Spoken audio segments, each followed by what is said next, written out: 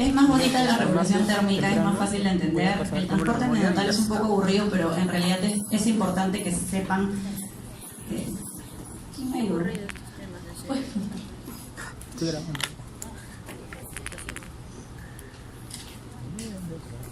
pensé que iba.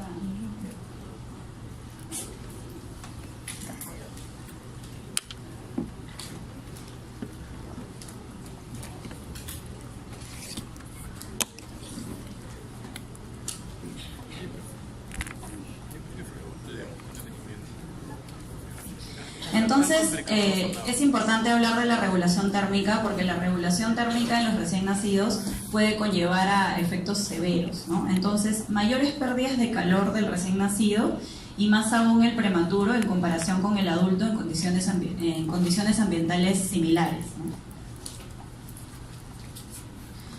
Entonces, ¿quiénes son los pacientes de mayor riesgo? Los prematuros de bajo peso al nacer, sobre todo los que pesan menos de 1.500 gramos, y los neonatos que son pequeños para edad gestacional. Creo que ya les explicaron que pequeños para edad gestacional es que nosotros tenemos unas tablas y según la edad gestacional de cada paciente tenemos un peso límite inferior para decir que el paciente es adecuado para edad gestacional. Entonces depende de qué semana de edad gestacional tenga ese paciente, vamos a tener rangos de peso mínimo y máximo para hablar de adecuado, pequeño o grande para edad gestacional.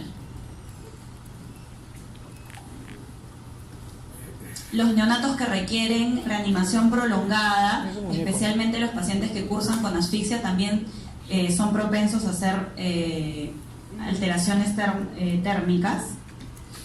Los neonatos con infecciones, problemas cardíacos, problemas neurológicos, problemas endocrinos o quirúrgicos, especialmente aquellos defectos de pared en los cuales hay pérdida de calor acentuada, como por ejemplo el lonfalocele o la gastrosquisis, también tienen mayor riesgo de pérdida de calor. Neonatos con tonos disminuidos o hipotónicos debido a sedantes, analgésicos o paralizantes. ¿Por qué? Porque la postura, si ustedes se dan cuenta, la mayoría de recién nacidos están en posición fetal.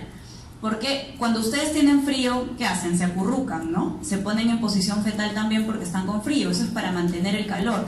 Por eso la postura de un recién nacido es importante porque mantiene el calor. Entonces, cuando el bebé está paralizado por algún sedante o tiene algún síndrome hipotónico, no va a poder conservar calor con la postura. Entonces, por eso es importante.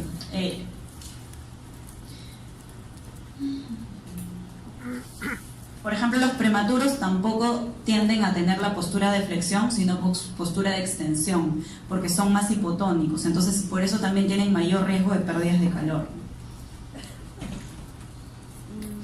Entonces, ¿cuál es la temperatura central normal de un recién nacido? Es entre 36.5 y 37.5.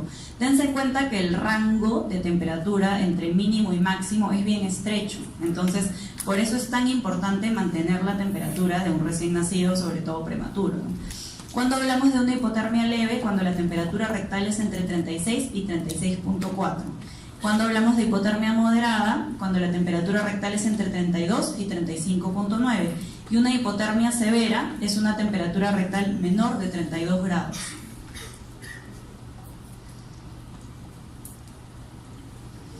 Entonces, ¿cómo son las pérdidas de calor? Las pérdidas de calor son por conducción. ¿Cómo es la conducción? Es cuando el recién nacido se le coloca en una superficie fría. Eso hace una pérdida de calor por conducción. Entonces, ¿cómo evitamos la pérdida de calor por conducción? Con campos precalentados. Por eso siempre cuando ven un parto, al recién nacido se le recibe no con sábanas frías, sino con sábanas tibias, porque eso evita la pérdida de calor.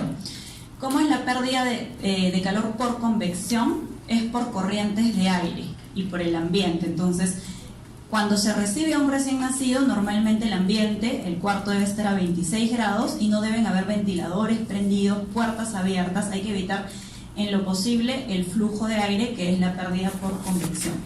¿Cómo evitamos eso? También con las incubadoras de doble pared, que mantienen el calor y evitan que el paciente pierda calor por flujos de aire, ¿no?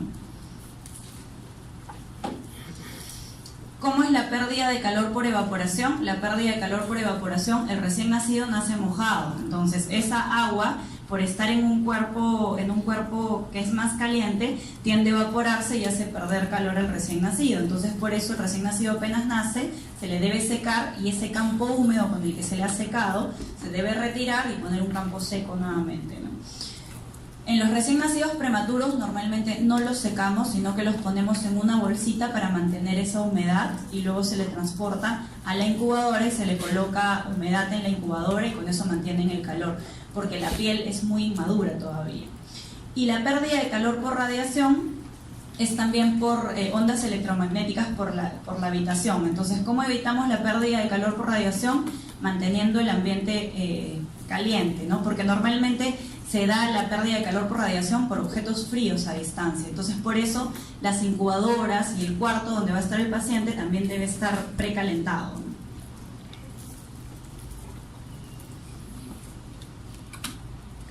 Entonces, creo que es importante que sepan que la termorregulación de los recién nacidos constan de dos formas, ¿no? La termorregulación no termorregulatoria y la termorregulación termorregulatoria. Normalmente la termorregulación no termorregulatoria es la que se da por el metabolismo basal del paciente. Entonces el paciente hace metabolismo basal y por lo que come normalmente mantiene el calor, pero cuando ya el calor no lo puede mantener por lo que come y por el metabolismo basal, tiende a ser la termorregulación termorregulatoria la que utiliza el metabolismo de la grasa parda, ¿no? Y la vasoconstricción periférica. Entonces, cuando hay vasoconstricción periférica, normalmente hay aumento de la tasa metabólica y aumento del consumo de oxígeno, y hay mayor utilización de la glucosa. Cuando hay metabolismo de la grasa parda, también hay aumento de consumo de oxígeno, lo que lleva a hipoxia, ¿no? Entonces, el bebé está en riesgo cuando hace hipotermia de hacer hipoxia e hipoglicemia, porque no logra mantener el calor por el metabolismo normal, sino que tiene que utilizar otros tipos de metabolismo que llevan a hipoxia e hipoglicemia. Entonces, nuevamente, ¿no? Hipoxia hace metabolismo anaeróbico, hay aumento del ácido láctico, disminuye el pH y eso aumenta la morbimortalidad de ese recién nacido. Por eso es tan importante mantener el calor en los recién nacidos, y cuando ustedes vayan van a darse cuenta que en la sala de atención del recién nacido es bastante calurosa, ¿no? Como que estamos ahorita, creo, ¿no? Hace 26 grados de calor, a veces más. Normalmente se les dice a las enfermeras que no prendan el ventilador, a veces lo prenden, pero a pesar de que hace bastante calor, tienen una incubadora que está precalentando los campos, una incubadora que irradia calor, y cuando están en UCI van a ver que hay aire acondicionado, pero el aire acondicionado de la UCI normalmente no es directo a las incubadoras, sino está alejado de las incubadoras, porque las incubadoras, que son de doble pared, mantienen el calor adentro, entonces el bebé no está llegándole ese aire acondicionado. Cuando se manipulan a los bebés de la UCI, se apaga el aire acondicionado porque se van a abrir las puertas de la incubadora, y para evitar que entre el frío del aire acondicionado, se apaga el aire acondicionado media hora antes de manipular al recién nacido. ¿Cómo es el transporte neonatal? Nosotros tenemos una norma técnica, bueno, a nivel Ministerio de Salud hay la norma técnica para el transporte de recién nacidos, y es la central de referencia y contrarreferencia. Nunca un hospital va a recibir un paciente que no se haya coordinado que va a llegar. ¿Por qué? Porque no vas a recibir, o sea, de pronto llega una ambulancia con un paciente y tú no tienes espacio en tu unidad de cuidados intensivos, si es un bebé que se está muriendo. No se puede recibir los pacientes de esa manera. Todos los pacientes que llegan referidos a todos los hospitales son a través de la central de referencia. Vienen coordinados. Por ejemplo, nosotros nos llama por teléfono el médico de referencias y dice: doctora, tengo un recién nacido de 23 semanas, no, 23 no, porque no es viable. Un recién nacido de 26 semanas que pesa 800 gramos, en Huánuco no tiene ventilador mecánico, ¿lo puede recibir? Y yo tengo que ver si dentro de mis posibilidades yo tengo un ventilador mecánico, tengo un cupo para ese bebé, porque puede ser que yo no tenga cupo en mi unidad de cuidados intensivos. ¿Qué le voy a dar a ese bebé? Entonces todas las referencias son previamente coordinadas. Cuando llaman también de frente, te llaman de frente a tu celular, un médico de otro hospital, doctora, ¿me puede recibir ese paciente? Lo que uno le responde es, tienes que llamar a referencia. Conmigo no se hace la coordinación, se hace con referencia. Y por eso está la guía, la norma técnica del Ministerio de Salud. Entonces, el Sistema Nacional de Referencia y Contrarreferencia es el conjunto ordenado y uniformizado de procesos que permiten articular la atención del usuario en los servicios de salud con la finalidad de asegurar la continuidad de la atención de manera oportuna, con calidad, eficacia, eficiencia e integralidad. Entonces, este manual lo que garantiza es un transporte asistido de pacientes al servicio de emergencia para la atención médica dependiendo del lugar donde se encuentre, de la causa del evento crítico del paciente, de la ubicación, de la disponibilidad y capacidad resolutiva de cada hospital y considerando los criterios de accesibilidad y oportunidad, como ya les dije, ¿no? CENARUE es la central de referencia del Ministerio de Salud. Entonces, el transporte primario es el transporte de un paciente de un lugar, del foco donde ha sido atendido, por ejemplo, un recién nacido que nace en su casa y se tiene que trasladar a la posta. Ese es un transporte primario. Y el transporte secundario es el traslado que se realiza desde un centro asistencial, o sea, de la posta, hasta otro centro con el fin de completar o complementar el proceso de atención definitiva. Por ejemplo, el recién nacido nace en la casa y lo transportan al centro de salud, pero el centro de salud, el bebé está con síndrome de distrés respiratorio, necesita apoyo ventilatorio. Entonces, ese bebé tiene que ser trasladado a un hospital de mayor complejidad para poder dar el tratamiento. Entonces, el centro de salud se transfiere al hospital y ese es un transporte secundario. Los pacientes con muy bajo peso al nacer, que son los pacientes de menos de 1.500 gramos, tienen alto riesgo de hacer síndrome de distrés respiratorio. Tienen mejores resultados si nacen en un hospital con unidad de cuidados intensivos. Y cerca del 30% de los bebés menores de 1.500 gramos, por ejemplo en Estados Unidos, nacen fuera de un hospital que tenga cuidados intensivos, imagínense acá.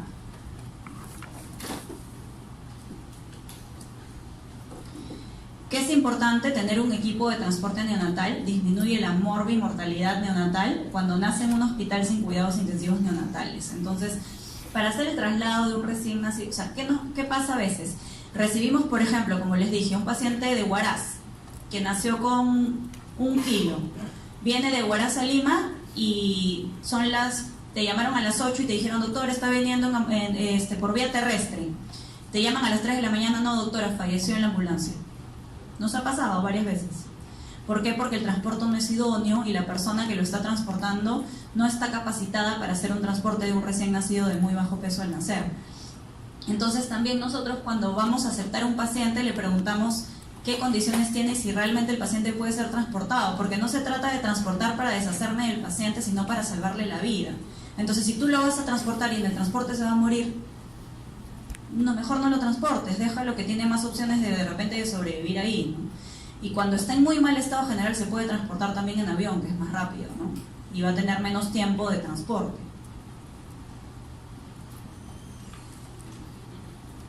Entonces, el transporte neonatal no es un juego. O sea, la mayoría de pacientes menores de 1.500 pueden venir intubados. Requieren estar bolseándolo porque a veces, si va a venir de un hospital que no tiene cuidados intensivos, no van a tener una incubadora con un ventilador mecánico.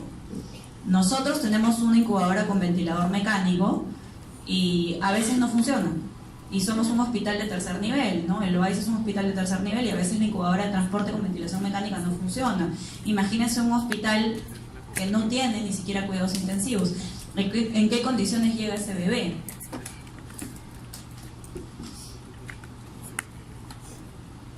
Eso es como que, no, a pesar de que es una ambulancia con una incubadora, no es broma, ¿no? O sea, no es tan fácil transportar a un recién nacido.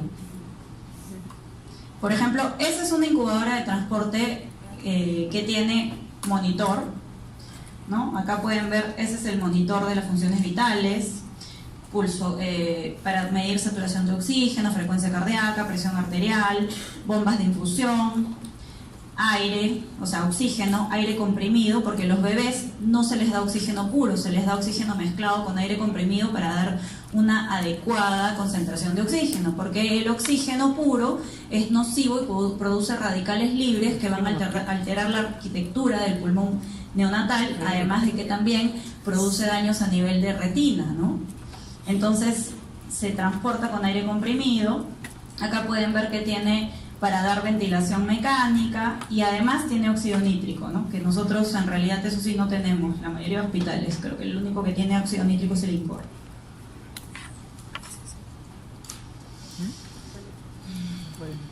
Entonces, como ya les dije, ¿no? Hay un coordinador, hay un director médico, hay un centro de comunicación, hay un hospital de referencia, hay un hospital receptor y hay el personal y el equipo de transporte. ¿Quién es el responsable del transporte del paciente hacia el hospital receptor? El hospital de referencia. El encargado y el responsable de ese paciente hasta que no llegue al hospital receptor es el hospital que lo está refiriendo. Entonces hay que ver las responsabilidades, como ya les dije, es del hospital de referencia. El equipo debe tener por lo menos una persona que sepa reanimación neonatal. Debe estar estable el paciente para ser referido. Las personas que lo transportan deben tener, como ya les dije, conocimiento sobre reanimación neonatal y debe haber una evaluación del programa de cómo lo vas a transportar.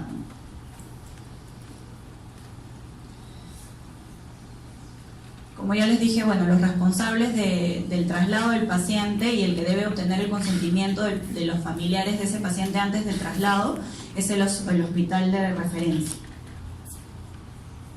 Eso es lo mismo, ¿no? Incubadora de transporte, deben tener equipo de monitorización cardiorrespiratoria, de presión arterial, de temperatura, oxímetro de pulso, monitores transcutáneos, por ejemplo, para medir la glucosa del paciente. Es súper importante saber cuánto tiene de glucosa ese paciente antes de transportarlo y durante el transporte. Equipo de reanimación, una bolsa autoinflable, tubos endotraqueales, ventilador mecánico de ser posible, medicación y equipo adecuado, vehículo de transporte adecuado. O sea, no es que lo van a transferir en un taxi, tiene que ir en una ambulancia y que la ambulancia tenga los insumos que necesita tener una ambulancia. Entonces, ¿qué es la estabilización? Tenemos diferentes programas de estabilización de recién nacidos. Tenemos el ABC, el Stable y el Acorn.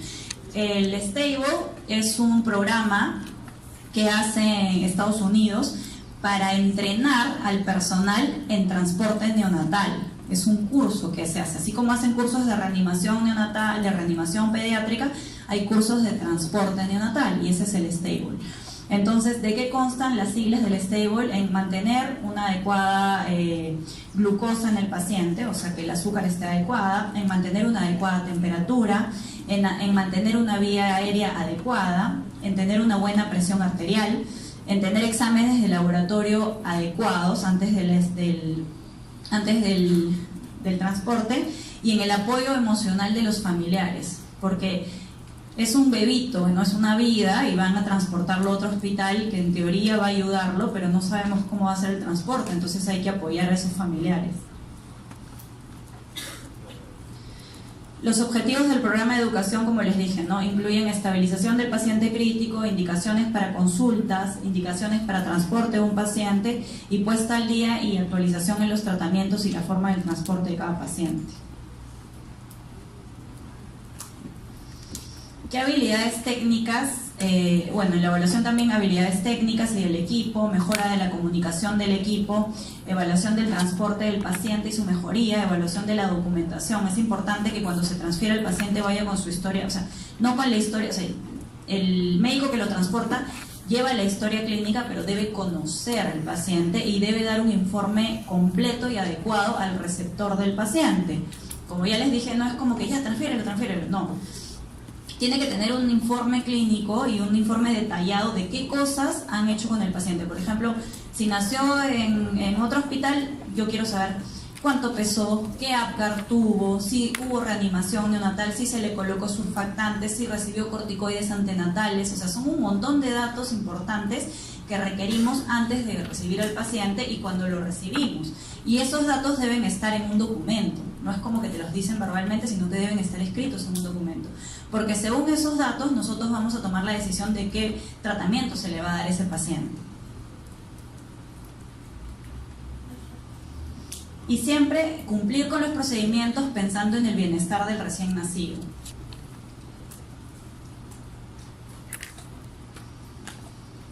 Entonces, los test para evaluar las condiciones de traslado de un recién nacido de muy bajo peso son la temperatura corporal, o sea, te dan como unos rangos, ¿no?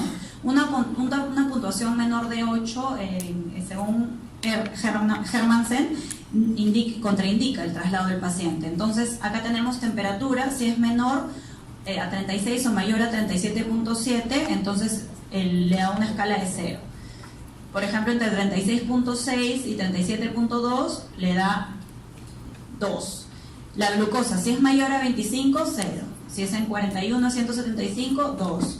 La presión arterial sistólica mayor de 40 también le da 2. El pH entre 7.3 y 7.45 también le da 2.